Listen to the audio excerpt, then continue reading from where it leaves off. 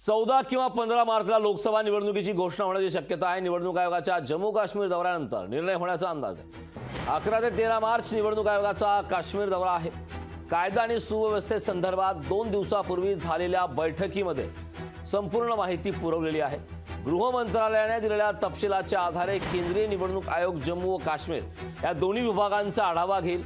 सर्वोच्च न्यायालयाने जम्मू व काश्मीरमध्ये विधानसभा निवडणूक घेण्यासंदर्भात केंद्रीय निवडणूक आयोगाला आढावा घेण्याचे आदेश दिले होते। आयोगाला 30 सप्टेंबरपर्यंत विधानसभेची निवडणूक घेण्याचे आदेशही न्यायालयाने दिले। त्यामुळे आयोगाकडून लोकसभा निवडणुकीच्या निमित्ताने विधानसभा निवडणुकीचीही तयारी केली जात असल्याचं समजतंय।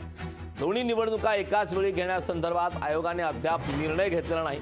मात्र येत्या आठवड्यातील आयोगाच्या भेटीमध्ये दोन्ही निवडणुका एकत्र घेण्याइतके अनुकूल वातावरण आहे का याची मात्र चाचपणी केली जाणार आहे। आगामी लोकसभा निवडणुकीपूर्वी केंद्रीय निवडणूक आयोगाचा जम्मू काश्मीरचा दौरा हा राज्यांचा अखेरचा दौरा असेल। आयोगाने उत्तर प्रदेश तसेच पश्चिम बंगालचाही आढावा घेतलाय।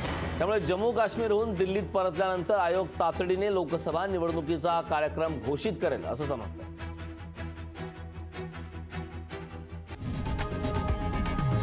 लोकशाही मराठी ऐका, पहा, जागरूक रहा।